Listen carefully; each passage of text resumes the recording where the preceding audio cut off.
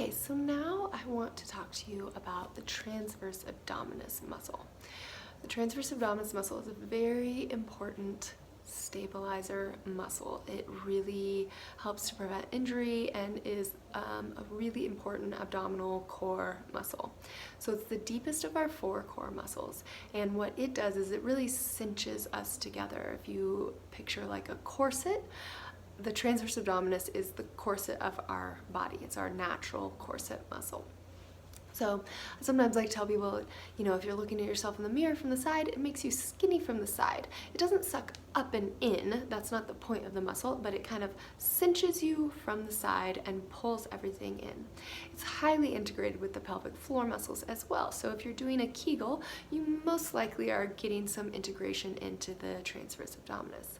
Now, especially with postpartum mamas, this muscle can not be turning on correctly because it was really stretched out during pregnancy, and then within a matter of hours it has now kind of gone back to place, and it might be having some trigger points in it or just not reactivating correctly. So it's super important to start finding this muscle.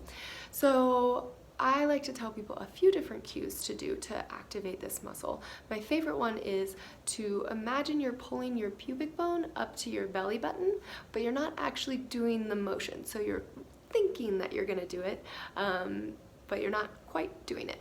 You can also try to palpate yourself to see if you're doing it. So you get your fingers kind of right on your pokey bones, like right on those hip bones there, and roll in just slightly into like the muscular spot, and then try a couple of those cues. So try the cue of pulling your pubic bone up to your belly button, or doing a Kegel contraction, or imagine you're trying to pull those two pokey bones together, trying to really cinch your abdominals. And you should feel like a little swell under your fingers. Now, sometimes I like to have people put one hand on their belly and then one hand in that spot, like right next to that pokey bone, because you shouldn't be engaging your rectus abdominis, your big six-pack muscle. So if you feel a lot of motion here, you are not doing it totally correctly. I want you to try to isolate the transverse abdominis muscle. So you shouldn't feel a lot of motion here. If you can feel that little swell under your fingers, that's great. Try to hold it, hold it, hold it. Try to take a few deep breaths while holding that contraction, and then release.